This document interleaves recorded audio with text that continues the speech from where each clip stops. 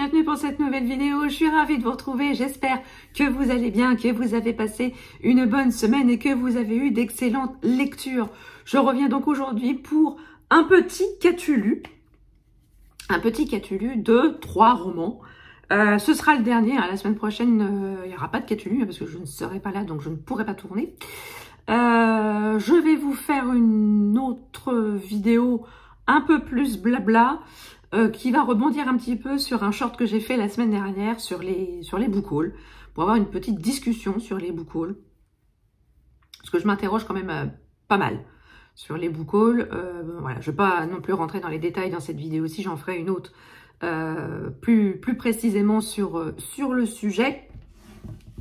Alors, je vais vous parler tout de suite des romans qui m'ont accompagné la semaine dernière, en compagnie de Mikit, fervent assistant vidéo pour cette semaine. Alors, j'ai lu, dans le cadre d'un nouveau partenariat avec une maison d'édition, un livre dont la campagne Ulule sort aujourd'hui. Il s'agit des éditions Yume. Et ici, il s'agit de Incursion de Pierre Brûlé. Donc, si vous souhaitez participer à la campagne Ulule pour publier, pour la publication de ce roman, allez-y. Je vous mettrai le lien vers la maison d'édition en barre d'infos. Comme ça, vous aurez toutes les informations sur la campagne Ulule directement sur le site de la maison d'édition. Donc ici, alors Incursion, c'est un peu un roman à la croisée des genres. On est ici dans un roman un peu d'anticipation quand même, car les prisonniers, quand ils sont condamnés à une peine, ils sont condamnés à être renvoyés dans le passé et d'être livrés à eux-mêmes. Ici, on va suivre en tout début de roman un prisonnier qui est dans le vaisseau cargo qui le conduit directement vers le passé. Et on le voit atterrir dans une période, on va dire préhistorique, car on va croiser quand même quelques dinosaures. Et il va être livré à lui-même là-bas. Le roman vraiment commence comme ça. Il arrive sur site et il va lui arriver des bricoles. Je vous dis pas lesquelles, mais en tout cas, ensuite, une fois ce premier chapitre mené un peu tambour battant, on arrive directement dans le vif du sujet. On va faire la connaissance d'un policier qui a mis un petit peu sa carrière de policier entre parenthèses, et il va être très vite rappelé par son chef parce que le prisonnier en question, il lui est arrivé des bricoles. Et d'une manière somme toute assez bizarre, et on va demander du coup à ce policier d'enquêter, parce que c'est le seul, et c'est même le meilleur d'entre eux, et c'est le seul homme qui peut faire la lumière sur ce qui s'est passé. Et donc on l'appelle, je crois que le policier s'appelle David, je crois, et donc du coup David, il n'est pas spécialement réceptif de prime abord aux ordres de son chef. Pour lui, la police, c'était vraiment derrière lui. Il ne souhaitait pas non plus recommencer à faire son métier. Pour lui, c'était complètement derrière lui. On sait qu'il est seul, on sait qu'il s'est séparé de son épouse. On ne sait pas pourquoi, et on ne sait pas non plus pourquoi. Il a quitté la police pour se concentrer sur d'autres activités. Mais voilà, au vu des vidéos, au vu des premières pistes, des premiers indices de l'enquête, il va quand même reprendre du service et mener cette enquête. Alors quand je dis que ce roman est un petit peu à la croisée des genres, c'est tout simplement parce qu'on est à la fois dans un roman de science-fiction, d'anticipation, et à la fois dans un thriller. Si vous aimez, en termes de référence cinématographique, pour vous donner un petit peu une idée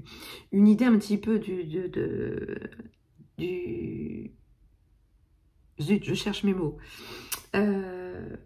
du contexte, voilà. On est un petit peu à la frontière entre Blade Runner et le film The Island. Pour vous situer un petit peu, les choses, je vous en dirai pas beaucoup plus sur l'intrigue, mais voilà, j'avoue que j'ai été curieuse de ce roman parce que c'était un petit peu un mélange de genres. J'étais curieuse de voir un petit peu comment l'auteur allait se sortir avec quelle pirouette il allait se sortir de là. J'ai bien aimé le personnage du policier.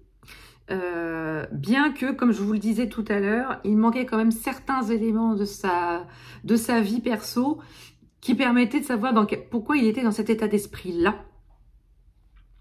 Et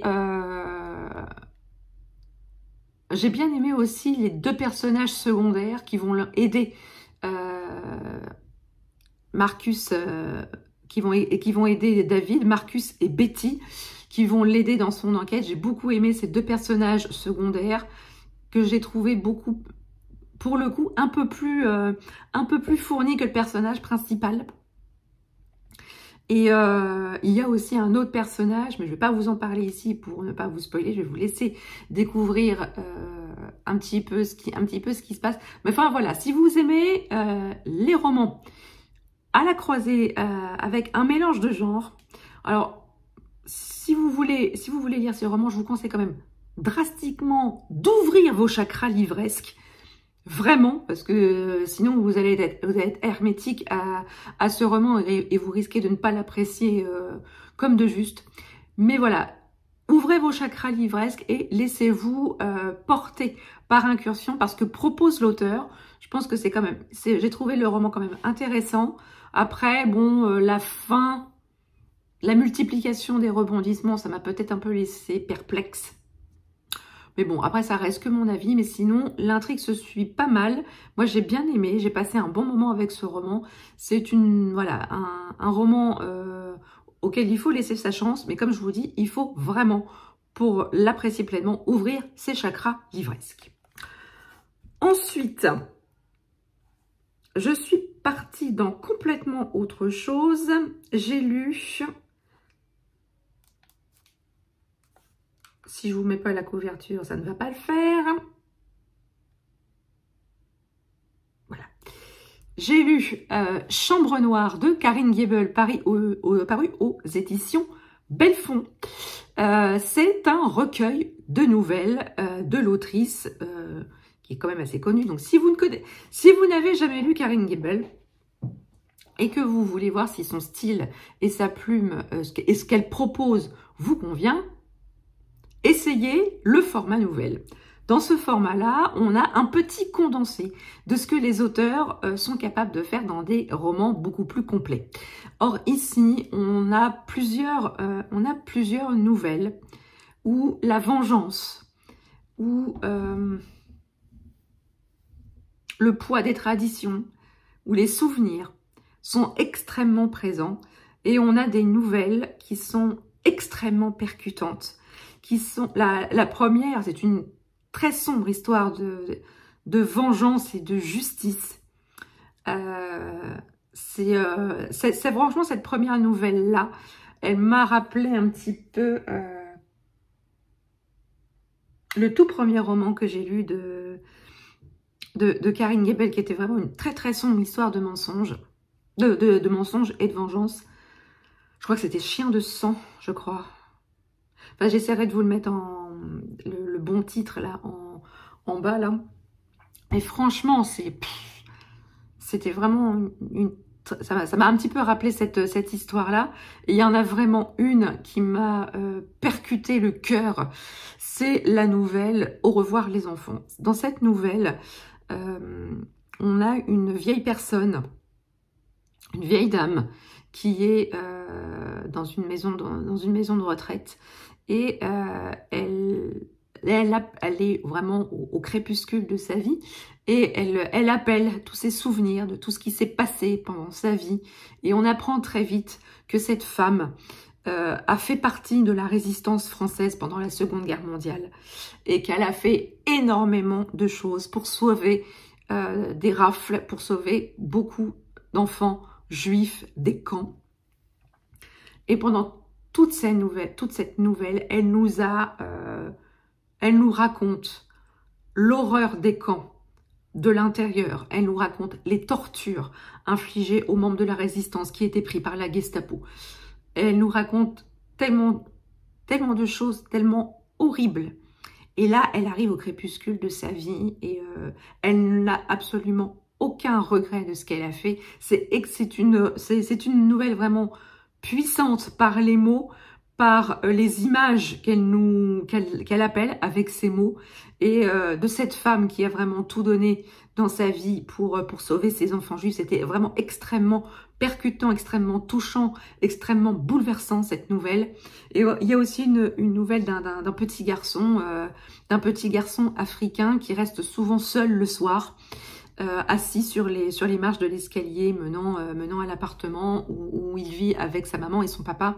Sa maman travaille beaucoup, elle a souvent 2 jobs pour subvenir aux besoins de sa famille, et du coup son petit garçon attend souvent le soir tout seul dans l'escalier, et c'est une très très touchante histoire d'amitié entre ce petit garçon et une vieille dame qui habite aussi dans l'immeuble.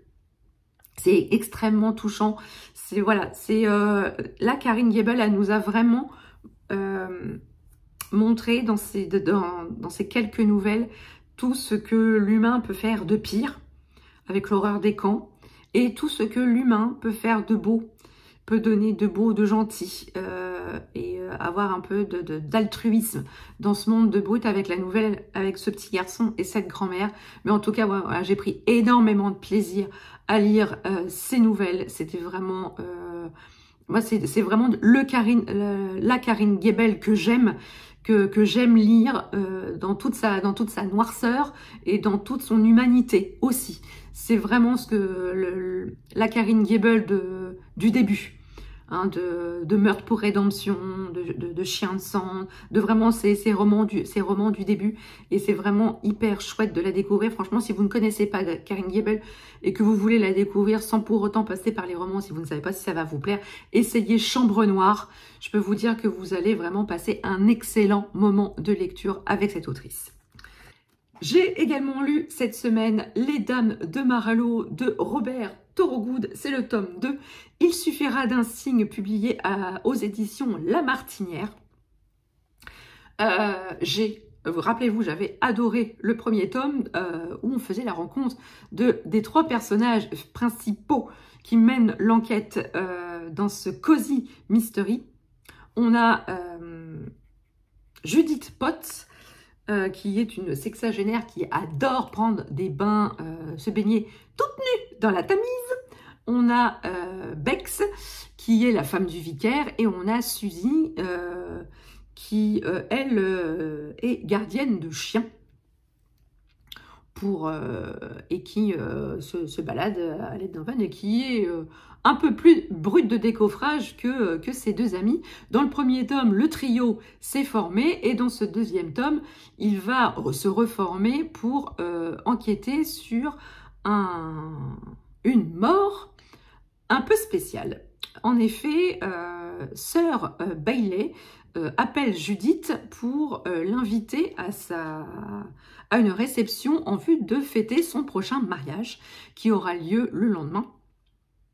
Et donc, du coup, il invite toutes les personnalités marquantes de Marlowe, et c'est pour laquelle il appelle Judith, car Judith et ses 3 amis ont résolu des crimes pour le moins odieux pendant l'année qui a précédé dans la petite ville de Marlowe. Donc, du coup, Judith accepte et invite Bex et Suzy à se rendre à cette fête. Tout se passe dans le meilleur des mondes. Il rencontre un petit peu les autres invités de Sir Bailey. Il rencontre sa fiancée. Il rencontre également son fils. Et à la suite d'une dispute entre le fils et le père, tout le monde rentre dans la maison. Et, enfin, tout le monde. La fiancée, Sir Bailey et son fils rentrent dans la maison. Et quelques instants plus tard, on entend du jardin un énorme fracas venant de la maison. Judith et ses 3 amis, n'écoutant que leur courage, rentrent dans la maison. On défonce la porte de Sir Bailey, et c'est là qu'on le retrouve mort, écrasé sous une énorme armoire. Et donc, Judith, elle est persuadée que Sir Bailey a été assassiné. car quand il l'a appelé, il lui a un petit peu laissé entendre que sa vie était menacée. Donc, Judith et ses amis vont essayer de résoudre le mystère de la mort de Sir Bailey, car évidemment, quand ils sont rentrés dans le bureau, ils ont dû enfoncer la porte était fermée à clé, et il n'y avait personne d'autre que Sir Bailey et l'armoire dans le bureau. Donc, il est quand même un petit peu difficile de s'imaginer que Sir Bailey a été assassiné. Mais Judith, elle, en est persuadée, donc elle va tout faire avec ses amis pour faire la lumière sur toute cette histoire. Alors ici, dans ce deuxième tome, nos trois compères, elles vont avoir une place prépondérante dans l'enquête. Je trouvais que la police était vraiment en second plan. Dans ce deuxième tome, les trois protagonistes, ce sont vraiment Judith, Bex et Suzy. Ce n'est pas la police. Alors, bon, elle est en soutien. On va dire que la police est en soutien logistique dans ce roman, mais les vraies enquêtrices, c'est les dames de Marlowe. Dans ce deuxième tome, j'ai beaucoup aimé les liens toujours plus forts qu'il y a entre ces trois femmes qui pourtant, de prime abord, il n'y a rien qui les lie, mais à part, j'ai envie de dire, l'amour de la justice et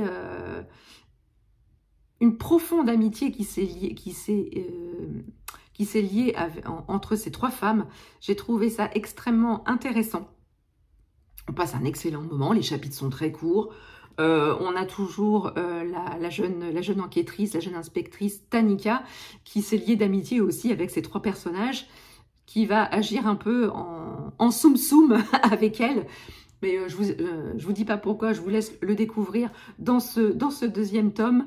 J'ai vraiment beaucoup aimé. Je pense que j'ai même largement préféré ce deuxième tome au premier, car on rentre vraiment dans le vif du sujet. Il n'y a pas toute cette phase de présentation des personnages. J'ai vraiment beaucoup aimé ce deuxième tome. C'est vraiment une bonne régalade. Il y a beaucoup d'humour, il y a beaucoup aussi d'émotions entre ces trois femmes, parce qu'on en apprend un petit peu plus aussi sur leur vie privée. Et franchement, j'ai vraiment beaucoup aimé. Je serai au rendez-vous quand le tome 3 des Dames de Marlowe sortira. Si vous aimez les Cozy Mystery, franchement, découvrez les Dames de Marlowe. Je pense que il a tous les ingrédients pour vous plaire, pour un bon Cozy Mystery. Et enfin, je vais vous parler du dernier roman que j'ai lu, aussi un roman extrêmement percutant aussi par le sujet qui est abordé. Il s'agit de « Tu ne seras plus mon frère » de Christian Blanchard, également publié aux éditions Belfond. Alors je vous rassure tout de suite, c'est un concours de circonstances si je vous présente deux romans de chez Belfond. Mais voilà, la vidéo n'est absolument pas sponsorisée par les éditions Belfond. Alors, je vous ai déjà parlé plusieurs fois des romans de Christian Blanchard. Christian Blanchard, il prend des sujets de société dont on ne parle pas énormément dans les médias et dans les romans, et il arrive à en faire des thrillers percutants, humanistes, bouleversants. Et vous ne pouvez pas ressortir de ces lectures sans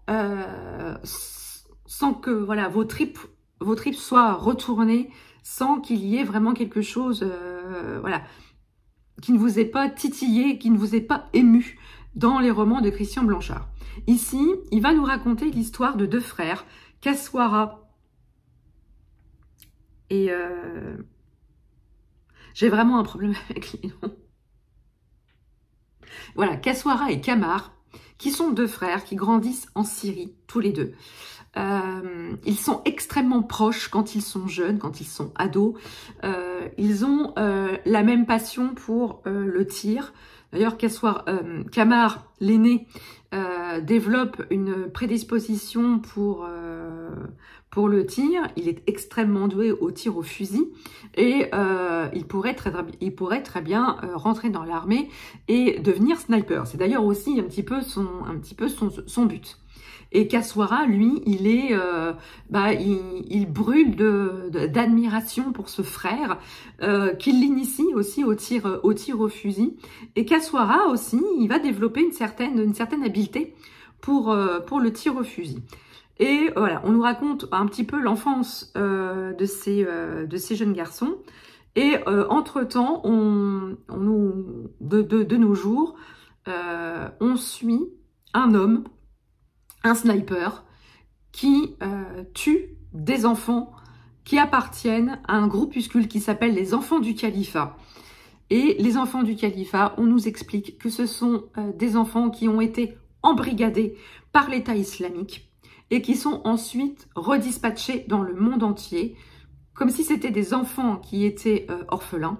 Ils sont dispatchés dans les territoires européens, les pays dits développés, et pour être un peu en dormance.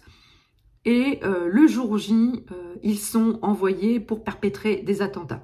Et donc, cet homme les tue avant que ces bombes soient déclenchées. Et au fur et à mesure de ce récit, on va suivre l'histoire de ces deux frères, dont le destin va être complètement bouleversé par l'arrivée au pouvoir de Bachar al-Assad. Et là, la scission va se faire entre les deux frères. Kamar, il estime que Bachar el-Assad va être le sauveur de la Syrie, que c'est le seul qui peut sortir la Syrie de ce marasme, qui peut empêcher l'État islamique de mettre la mainmise sur ce pays, et il va rallier l'armée de Bachar el-Assad. Et lui, et Kaswara, lui, il estime que Bachar el-Assad est un ennemi de la Syrie. Il est extrêmement dangereux pour la Syrie. Et lui, Kaswara, va rejoindre le camp des rebelles. Et la scission entre les deux frères va se faire ainsi, au grand désespoir du père et de la mère de ces deux garçons qui leur vouent un amour incommensurable parce que ce sont leurs fils. Et même s'ils comprennent les décisions et les choix qu'ils ont faits, eh ben, ils se trouvent désolés que ces deux frères se retrouvent ennemis jurés, alors que c'était des frères qui étaient extrêmement liés. Et on va suivre ce combat à mort entre ces deux frères qui pourtant n'étaient pas disposés à être ennemis. On va suivre les combats, leurs affrontements, parce qu'ils vont s'affronter plusieurs fois tous les deux, et on va suivre leur combat à mort tous les deux. Et on va suivre aussi l'histoire de cet homme, de ce tueur d'enfants. Et alors bien sûr, au fil du récit, on va comprendre qui il est, et on va aussi comprendre pourquoi il le fait. Et moi franchement, j'ignorais, je ne connaissais pas les lionceaux du califat. J'ai appris leur existence dans ce roman. Et voilà, Christian Blanchard, il fait ça aussi pour aider à comprendre ce qui se passe dans ces pays qui sont très proches de nous et qui jouent un rôle sur l'échiquier politique en matière de géopolitique, et qui malgré tout permettent aussi à certaines factions d'émerger, et certaines factions terroristes d'émerger. Est-ce que Bachar el-Assad est vraiment le tyran qu'on veut bien nous faire, que les médias veulent bien nous faire croire? Est-ce qu'il aide la Russie? Est-ce que c'est un allié de Vladimir Poutine? Enfin bref, voilà, il y a plusieurs questions qui sont quand même évoquées là-dedans, et c'est extrêmement intéressant. Et cette histoire d'amour fratricide est extrêmement puissante. Et c'est un combat à la vie, à la mort entre ces deux frères. J'ai trouvé ce roman extrêmement passionnant, ça se lit hyper vite. La plume de Christian Blanchard, elle est vraiment extrêmement prenante. Et franchement, ce serait quand même dommage de passer à côté. Je l'ai très très peu vu sur les réseaux, ce roman-là. Et franchement, moi j'aime beaucoup. J'adore lire des thrillers, mais j'aime aussi, quand je lis des thrillers, quand je lis des romans, apprendre des choses sur la société qui m'entoure. Ça me permet aussi de comprendre et de me faire aussi une idée. C'est aussi à ça que sert la lecture. C'est pas uniquement le fait de lire des thrillers pour lire des thrillers, apprendre à faire disparaître un corps, par exemple. C'est aussi pour apprendre et connaître notre société d'aujourd'hui. Voilà, cette vidéo est à présent terminée. J'espère qu'elle vous aura plu. N'hésitez pas à me dire en commentaire si vous avez lu certains des romans que je vous ai présentés ou si je vous ai vraiment donné envie de lire ces romans. N'hésitez pas à tout me dire en commentaire. J'essaierai d'y répondre cette semaine.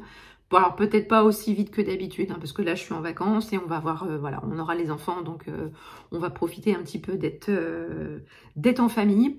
Et je vais aussi vous tourner une autre vidéo que je vous mettrai, que je vous programmerai pour la fin de la semaine ou le début de semaine prochaine. Comme ça, vous aurez une autre vidéo à regarder la semaine prochaine pendant mon absence. Voilà, j'espère que cette vidéo vous a plu. N'hésitez pas à mettre un petit pouce en l'air si la vidéo vous a plu, à commenter, à partager votre instant de visionnage et à vous abonner si vous n'êtes pas encore abonné. C'est gratuit, ça fait plaisir et ça ne fait de mal à personne. Sur ce, je vous laisse. Je vous souhaite une très très belle semaine, de très très belles lectures et je vous dis à très bientôt pour une prochaine vidéo. Ciao!